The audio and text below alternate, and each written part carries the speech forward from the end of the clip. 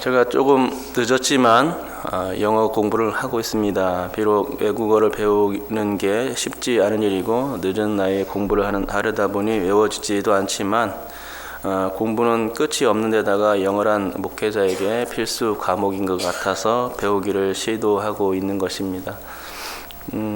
생각 같아서는 유창하게 말도 하고 싶고 영어로 된 원서도 쑥쑥 읽어내고 싶은 게 꿈이지만 그런 꿈이 너무 멀어 보여 조바심도 날 때가 있습니다. 최소한 7번을 외워야 장기 기억에 남는다고 하는데 이거 하랴 저거 하랴 7번 들여다볼 시간이 뭐 어디 있겠습니까? 할 것은 태산 같고 욕심만 앞서다 보니 마음만 조급해지고 잘 안 되는 것 같아 속상할 때도 있습니다. 하지만 시작이 반이고 될 수 있다는 긍정하에서 계속 이제 도전 중입니다. 그런데 여러분 아주 옛날 옛적에 언어가 하나이었던 때가 있었습니다. 창세기 11장 1절에는 이렇게 쓰여 있습니다. 온 땅의 언어가 하나요 말이 하나였더라. 현재 세계의 언어 수는 6,800여 개라고 합니다. 그런데 이런 모든 언어들이 사실은 한 언어에서 나왔다는 겁니다. 인류가 아담이라는 한 조상에게서 나왔듯이 언어도 원래는 하나였습니다. 창세기 20장 25절에 보면 벨렉 때에 세상이 나뉘었다고 하는데 이때 바벨탑 사건이 있었습니다. 하나님은 인간이 악하고 교만하여 바벨탑 짓는 것을 아시곤 하늘로부터 강림하셔서 그들의 건축을 막고 또 언어까지 흩어놓으신 것입니다. 그래서 그 결과로 현재는 전 세계의 언어가 6,800여 개에 달한 겁니다. 6,800까지 숫자로 세는 것조차 힘든 일인데 구음과 체계가 다른 언어가 6,800개나 됐다니 믿겨지지가 않습니다. 이는 국제법상 인정된 국가수 242개국보다 훨씬 많은 숫자이고 10,000여 종에 달하는 세계의 인종과 종족수에 비하면 조금 못 미치는 정도입니다. 하지만 6,800여 개의 언어란 참 정말 많은 숫자인 것이죠. 하나님께서 언어만 흩어놓지 않으셨다면 외국어를 배울 일이 없었을 거 아닙니까? 제가 굳이 늦은 나이에 영어를 배우려 뛰어들 이유가 없을 겁니다. 우리나라의 많은 젊은이들이 구태여 외국에 나가서 언어 연수를 하고 돌아올 필요도 없을 것입니다. 구음이 하나이고 말이 하나라면 그 나라의 문화만 조금 알면 되는 것이고 그만큼 언어에 투자하는 시간을 벌 수 있어서 좋을 것입니다. 세계의 언어만 통일되어서도 인류는 눈부신 발전을 하는 데 있어서 거칠 것이 없었을 것이라 생각합니다. 하지만 인류의 조상들이 저와 같은 생각 곧 눈부신 발전이란 생각을 했기 때문에 바벨탑을 쌓은 이유일 것입니다. 왜냐하면 바벨탑을 쌓은 이유가 하나님을 멀리하고 인류애로 똘똘 뭉치자라는 그런 개념이 그 속에 있었기 때문입니다. 그들은 하나님 없이도 충분히 잘 살 수 있다는 유토피아적 생각을 가지고 있었던 것입니다. 사람을 지으시고 축복하시는 분이 하나님이신데 이런 생각, 자기네들끼만 뭉치자 이런 생각을 가지고 있었으니 하나님을 배제한 이런 생각 가운데서 그런 생각이 배은망덕한 생각이겠지요. 바벨탑 사건이 있기 전에 인류는 큰 시련을 겪어야만 했습니다. 죄가 관영한 인간 세상을 하나님이 홍수로서 심판하셨던 것입니다. 또한 홍수 심판은 바벨탑 사건으로 이어졌습니다. 하나님이 자신들을 심판하지 못하도록 막아보자는 심보가 바로 바벨탑이었습니다. 이런 심보를 가지고선 그들은 서로 끓어오르는 인류의 가운데 친목을 다지며 하나로 뭉쳤습니다. 공사를 반대하는 이가 하나도 없었습니다. 모두가 바벨탑을 쌓는데 찬성이었고 그들 모두는 힘을 모아서 건축에 돌입했습니다. 건축의 목적은 자신들의 이름을 내는 것이었고 또 흩어짐을 면하는 데에 그 목적이 있었습니다. 건축의 방법은 홍수에도 끄떡없도록 불에 구워서 만든 단단한 벽돌과 물이 스며들지 못하도록 하는 역청을 사용하는 것이었습니다. 한마디로 철저히 하나로 뭉쳤고 또 완벽한 계획 가운데 그런 것들이 실천되었습니다. 하지만 하나님이 이런 악한 계획을 모르실 리가 없었죠. 그리고 또 그걸 막지 못할 이유도 더더욱 없었습니다. 결국 바벨탑은 하나님의 방법에 의해서 막혀버렸고 언어의 갈림으로 인해서 인류는 흩어질 수밖에 없었던 것입니다. 당연히 바벨탑이 세워지는 것이 저지되었죠. 하지만 여러분, 이와는 반대되는 사건이 오랜 시간 후에 재현되었습니다. 그 사건은 제2의 바벨탑 사건이 아니라 그 사건을 거꾸로 돌려놓은 성령 강림 사건이었습니다. 우리 다 같이 11절 한번 읽어보겠습니다. 11절 읽겠습니다. 시작. 그레데인과 아라비아인들이라 우리가 다 우리의 각 언어로 하나님의 큰 일을 말함을 듣는도다 하고, 하나님의 큰 일이라고 사람들이 수군댔습니다. 과거 바벨탑 사건도 하나님의 큰 일이었는데 그때 당시에는 하나님께서 인류의 패악에 맞서서 언어를 흩어놓으신 하나님의 큰 일이었습니다. 하지만 이제는 성령의 역사로 인해서 천하 각국의 사람들이 자신의 언어로서 제자들이 방언 기도를 듣는 하나님의 큰 일이었던 것입니다. 그러니 그걸 듣는 사람들이 소동하지 않을 수가 없었고, 그걸 듣는 사람들이 하나님의 큰 일이라며 이구동성으로 말하지 않을 수 없었습니다. 아니, 저렇게 배움이 적고 발음도 둔한 갈릴리 사람들이 어떻게 해서 외국어를 능숙하게 할 수 있단 말인가? 그건 말도 안 되는 일이었습니다. 그래서 어떤 사람들은 이런 기현상을 목격하면서 충격을 받았고 또 심지어는 정신을 잃을 정도였다는 것입니다. 사람들은 자기가 태어난 곳이 있고 또 그들만의 언어가 있기 마련입니다. 언어의 혼재 지역에선 어렸을 때부터 두세 개의 언어에 노출되기도 하는데, 우리나라와 같은 경우에는 오직 한글 하나에만 익숙합니다. 한문을 쓰는 문화권임에도 불구하고 중국어나 일본어를 하지 못합니다. 왜냐하면 그들과는 접촉할 기회가 없기 때문입니다.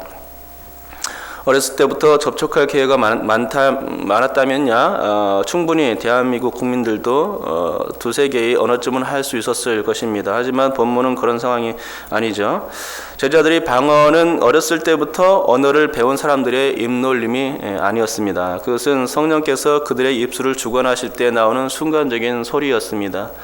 하지만 신기하게도 그렇게 성령에 이끌려내는 소리가 절기를 지키러 온 세계 각국 사람들에겐 자신들의 나라의 그 언어로 들렸던 것입니다.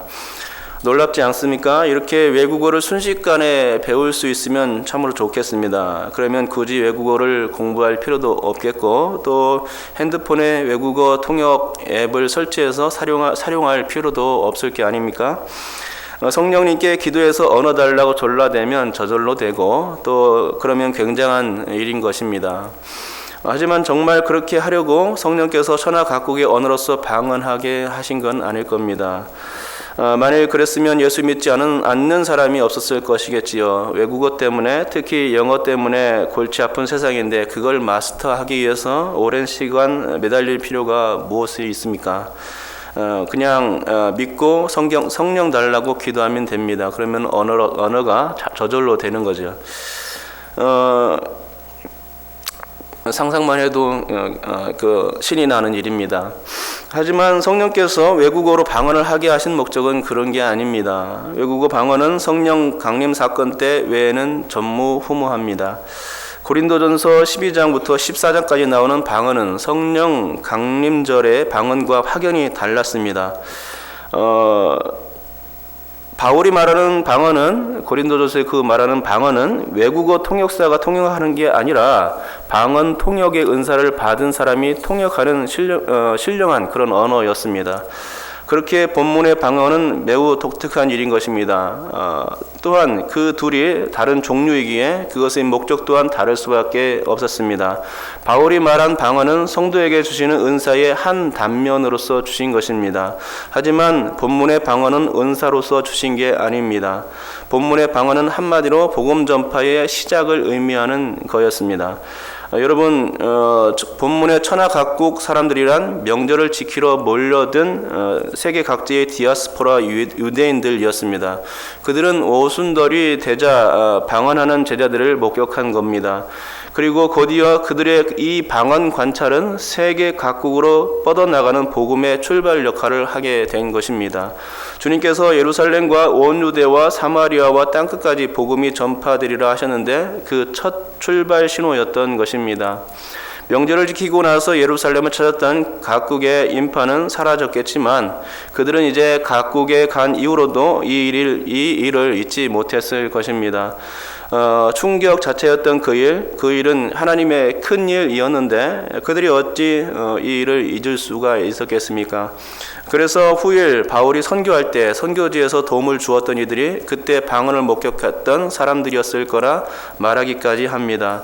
또한 복음을 듣고 철저히 예수님을 영접하진 않았다 하더라도 후일에 복음이 전파되는 동안 선교 과정에서 확실히 영접하는 이들도 있었음에 분명합니다.